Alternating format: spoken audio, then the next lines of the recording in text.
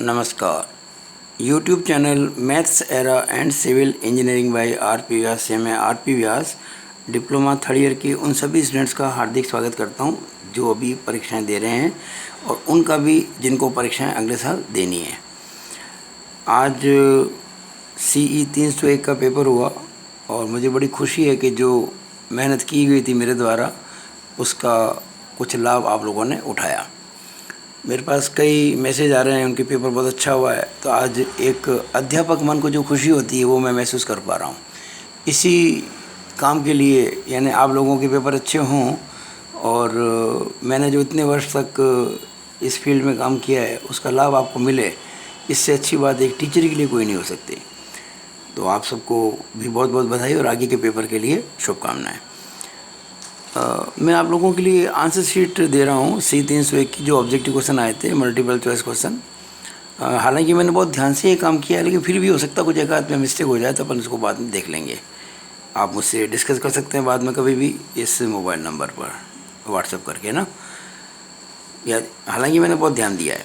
देखिएगा ये आंसर्स हैं। Question number 1A 2D 3D 4A 5A 6B 7D 8C 9D 10A 11D 12C 13D 14A 15D 16D 17A 18A 19D 20D 21A 22C 23D 24D 25D 26D 27A 28B 29A 30D। अब आपके paper है परसों CE 302 का। इसके लिए मेरे पास समय नहीं है आप लोगों के लिए, मैं आपकी ज़्यादा हेल्प नहीं कर पाऊँगा, लेकिन जितनी भी कर पा रहा हूँ उतनी कोशिश कर रहा हूँ। देखिए, सबसे पहली हेल्प तो मैं ये कर सकता हूँ आपको गाइड करने का। एक आपको याद होगा मैंने CE 302 के लिए एक वीडियो बनाया था जिसमें किस चैप्टर का कितना वेटेज है इसकी पूरी चर्चा की थी। शायद 18-20 मिनट का वो वीडियो था। आप उसको अगर एक बार देख लेंगे तो आपको पता पड़ जाएगा किस चैप्टर का वेटेज कितना है। अब रही बात मल्टीपल चॉइस क्वेश्चन की, तो मेरे पास 2 क्वेश्चन पेपर अवेलेबल थे इसके, 2016 और 2016 स्पेशल। तो उनमें किस प्रकार से क्वेश्चन आए उसका मैं आपको डाटा दे रहा हूँ। आपको उसके हिसाब से तैयारी करनी चाहिए, ठीक रहेगा। कुल 9 चैप्टर हैं। पहला चैप्टर इंट्रोडक्शन, जिसमें 2016 में एक क्वेश्चन पूछा गया था, 2016 स्पेशल में 3 पूछे गए थे, कुल मिला के 4 हो गए। बोल्टेड कनेक्शंस 5 और 5 10। वेल्डेड कनेक्शंस 3 और 3 6। डिजाइन ऑफ टेंशन मेंबर्स 2 और कोई क्वेश्चन नहीं यानी कि 2। कंप्रेशन मेंबर्स 5 और 4 9। कॉलम बेसेस 1 और 1 2। डिजाइन ऑफ बीम्स 9 और 7 16। रूफ ट्रसेस 3 और 4 7 और प्लेट गर्डर 1 और 3 4। कुल मिला के 30 + 30 60। आप देख रहे हैं सबसे ज़्यादा क्वेश्चन पूछे गए बीम में से 16। उसके बाद नंबर 2 पे आता है बोल्टेड कनेक्शन 10 और नंबर 3 पे आता है कंप्रेशन मेंबर 3। 16 9 25 और 10 35, यानी कि आधे से ज़्यादा तो इन 3 चैप्टर में से हैं। अब आपको किस चैप्टर के हिसाब से तैयारी करनी है ये आप तय करें। आपने पूरे वर्ष पढ़ाई की है, मेरी शुभकामनाएं आपके साथ हैं और मैं कोशिश करूंगा कि कल तक यानी कुछ 24 आवर्स में कुछ न कुछ आपको इस सब्जेक्ट में भी दूं, लेकिन आप उसे ज़्यादा आशा मत करना। एक बात। दूसरी बात, अब देखिएगा इसके अंदर ऑब्जेक्टिव क्वेश्चन को तैयार करने के लिए कई बच्चों के दिमाग में होती है हम क्वेश्चन रट लें, बड़े बड़ी वो बुक्स खरीद लेते हैं मार्केट से, उसमें सैकड़ों क्वेश्चन होते हैं। वो सब उनमें से अधिकांश ऐसे होते हैं जो आपके आसपास भी नहीं होते सिलेबस के, और आप उनमें फंस जाते हो, चक्कर में पेपर खराब हो जाता है। आप पैटर्न देखो पिछले सालों के जो मैंने आपको बताया है। अभी जो टॉस का पेपर हुआ था आज, उसके अंदर भी जो मैंने वीडियो बनाए थे उसके बेस पे जिन्होंने अगर अच्छी पढ़ाई की है उनकी पेपर डेफिनेट अच्छा हुआ है, मुझे ऐसा लगता है, क्योंकि फ़ोन आ रहे हैं मेरे पास, लगातार मेरे पास मैसेज आ रहे हैं, फ़ोन आ रहे हैं। तो आज भी अगर आप तैयारी करोगे स्टिल की तो उस हिसाब से करेंगे ज़्यादा अच्छा रहेगा। आप क्या करें, बेसिकली पढ़ाई करें, कोड को देखें, किताब को देखें, छोटे छोटे क्वेश्चन तैयार करें। और जो बेसिकली पढ़ता है वो कभी भी मात नहीं खाता है। आपको क्वेश्चन रटने नहीं है, मैं कोशिश करूँगा कि जितना जल्दी आपको और जितना ज़्यादा आपको दे सकूँ उतना मैं आपको इस सब्जेक्ट में दूँ।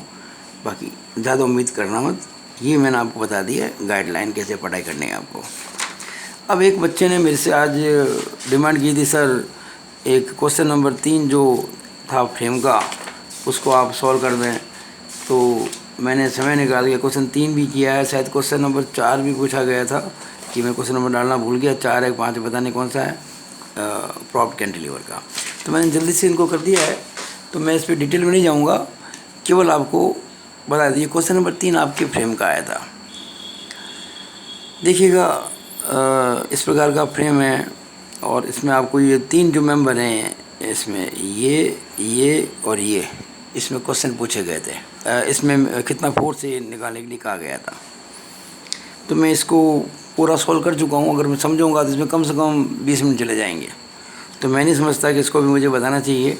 हाँ, मैं आपको आंसर दे देता हूँ और बाद में कभी भी आपको अगर डिटेल चाहिए तो आप मुझसे कांटेक्ट करके मेरे को, तो मैं आपको इसकी पूरी शीट भेज दूँगा। हाँ, फाइनल शीट में देता हूँ आपको इसकी आंसर की। देखिए जो RS मेंबर था,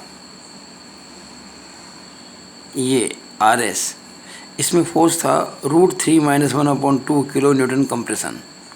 ये जो PQ मेंबर था इसमें √6/2 किलो न्यूटन टेंशन।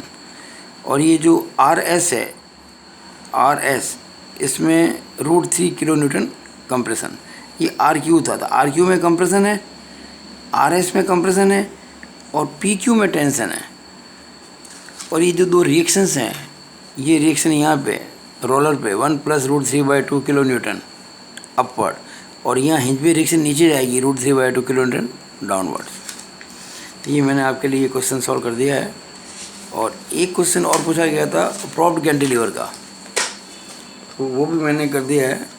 इसमें क्या था कि आपको एक यूडीएल दे रखा है 6 किलो न्यूटन पर मीटर का, और यहाँ प्रॉप लगी हुई है, 6 मीटर इसका स्पान है। आपसे पूछा गया है कि बी पर स्लोप कितना है, मैक्सिमम डिफ्लेक्शन कितना है, और इसका बेंडिंग मोमेंट डायग्राम बनाना था। तो मैंने ये कंपोनेंट बेंडिंग मोमेंट डायग्राम बनाया, मैंने मोमेंट एरिया मेथड से किया है। और ये इसके लिए प्रॉप रिएक्शन के लिए है और ये यूडीएल के लिए है। और जब मैंने सॉल्व किया इसको मोमेंट एरिया मेथड से, तो पी यानी कि prop reaction I 13.5 kilo Newton. आप आंसर चेक कर सकते हैं, 13.5 किलो न्यूटन। एक बार जब पी निकल जाए यानी कि प्रॉप रिएक्शन निकल जाए, तो बेंडिंग मोमेंट डायग्राम बनाने में, शीयर फोर्स डायग्राम बनाने में कोई दिक्कत आपको नहीं आनी चाहिए। अब चूँकि पेपर ये हो चुका है, अगली पेपर की तैयारी करनी, तो ज़्यादा समय इस पर ख़राब अभी नहीं करना है। हाँ, ये 2 क्वेश्चन बड़े इंपॉर्टेंट थे कि भाई बी पे कैसे निकालें स्लोप। मैं आपको मेथड बता देता हूँ कि सॉल्व करने में टाइम लगेगा। तो बी पे अगर आपको स्लोप निकालना है, बी पर, तो बहुत आसान तरीका है। ए पर स्लोप कितना है, 0। बी पर स्लोप कितना है, IB। तो ए से लेकर बी तक जो स्लोप में चेंज होगा, जो स्लोप में चेंज हो रहा है ना, ए से लेकर बी तक, वही बी में स्लोप है, वही बी पर स्लोप है। तो आपको करना कुछ नहीं है, ए से लेके बी तक का जो ये बेंडिंग मोमेंट डायग्राम के जो एरियाज दिख रहे हैं आपको, इनको जोड़ लो, माइनस में है ये प्लस में, और अपॉन EI कर दो। ये आपको सवाल में दे रखा है। तो इसका आंसर मैंने कहीं निकाला था, लेकिन अभी रहने दीजिएगा, इतना समय मेरे पास में है नहीं। शायद निकाला था मैंने, देखते हैं कहाँ है। मैंने निकाला था लेकिन उसमें टाइम लग जाएगा। हाँ, निकाला था मैंने, ये रहा, निकाला मैंने। इसके अंदर ये आ रहा है, IB आ रहा है -1.8 × 10⁻³ रेडियंस, -1.8 × 10⁻³ रेडियंस। मैंने किया कि IB निकालने के लिए change of slope from A to B, A से B तक जो स्लोप में चेंज है वही IB है, यानी कि A/EI, area of bending moment diagram upon EI। कौन सा area, between A and B। तो ये 2 एरियाज हैं इसके अंदर, एक माइनस में और एक प्लस में किया, तो इसका आंसर आ गया -1.8 × 10⁻³ रेडियंस। अब रही बात कि यहाँ पे आप कैसे निकालेंगे डिफ्लेक्शन, कैसे निकालेंगे वाई मैक्स। जहाँ पे देखिए, जहाँ पे स्लोप 0 होता है ना, वहाँ डिफ्लेक्शन मैक्सिमम होता है। तो आपको ये पहले 0 स्लोप कहाँ, ये निकालना पड़ेगा। जीरो स्लोप मान लीजिए यहाँ पर है, तो ये मैंने क्या किया, यहाँ से x दूरी मान ली, x दूरी मान ली, तो ये कितनी हो जाएगी 6 माइनस एक्स, और ये भी x है, तो ये कितनी हो जाएगी 6 माइनस एक्स। अब क्या करेंगे, a पर स्लोप कितना है, what is slope eight a, 0, और जहाँ मैक्सिमम डिफ्लेक्शन हमारा स्लोप कितना है, 0। तो a से लेकर ये पॉइंट अगर c मान लो, तो a से लेकर c तक स्लोप में चेंज कितना हुआ, 0, 0 माइनस 0 0 ही होता है। इसका मतलब अगर आपको Imax की पोजीशन पता करनी है, तो आपको a से लेकर c तक जो बेंडिंग मोमेंट डायग्राम का एरिया है अपॉन EI इजिकल टू 0 करना है। तो उससे आप क्या करोगे, अननोन आएगा x की वैल्यू आ जाएगी, और जब x की वैल्यू आ जाएगी तो उसके बाद आपको यहाँ पर डिफ्लेक्शन निकालने में कोई प्रॉब्लम नहीं आएगी। क्यों नहीं आएगी, जब आप x निकाल लेंगे। अच्छा, ये डिफ्लेक्शन कैसे निकालेंगे, आप देखिएगा a पर टेंजेंट ये है, c पर टेंजेंट ये है, और इन दो टेंजेंट के बीच का ये इंटरसेप्ट है, यानी कि आप कहेंगे this yc which is by max is equal to ax bar upon EI, ax bar upon EI between a and c। a पे टेंजेंट ये है, c पे टेंजेंट ये, और इंटरसेप्ट आपने कहाँ लिया है, c पर लिया है। तो ये जो दिख रहा है आपको एरिया इतना इतना, ये वाला ये एरिया प्लस इधर ये एरिया, इन दोनों एरियाज़ के आप मोमेंट लेंगे इस पॉइंट के अबाउट। इस एरिया का भी मोमेंट लेंगे, ये माइनस में है, इसका भी लेंगे प्लस में है, और अपॉन कर देंगे EI, और that will be the answer of Ymax। तो ओके, आपको आगे पेपर के लिए शुभकामनाएं। और मैं समझता हूँ आपने मेरे वीडियोज़ को बहुत सारा लाइक किया, शेयर किया, तो इसको भी करेंगे। और अगर किसी ने अब तक यूट्यूब चैनल मेरा सब्सक्राइब नहीं किया तो ज़रूर कर ले, आगे भी उनको बहुत फ़ायदा होने वाला है। अगर मैं कभी वीडियो देना आपको, अगर वीडियो भेजना भूल जाऊँ तो आपको अपना मिल जाएगा। अगर आप मेरे चैनल को सब्सक्राइब करते हैं तो मेरे वीडियो आपको पूरे जीवन मिलते रहेंगे।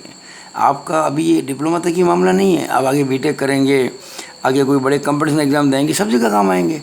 तो मैं तो ये काम करता ही रहता हूँ ना, शौक है मेरा, तो शौक इस प्रकार का, तो आपको लाभ मिलता रहेगा। आज भेज दूँगा, कल भेज दूँगा, रोज़ रोज़ आपको भेज नहीं पाऊँगा मैं, ठीक है। तो it is all over about this video. Thank you.